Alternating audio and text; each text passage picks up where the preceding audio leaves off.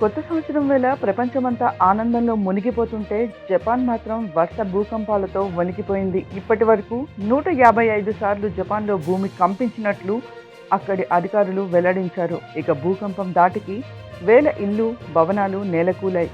మరికొన్ని పాక్షికంగా ధ్వంసమయ్యాయి. మరోవైపు మృతుల సంఖ్య కూడా పెరుగుతూ ఉండటం తీవ్ర ఆందోళన కలిగిస్తోంది.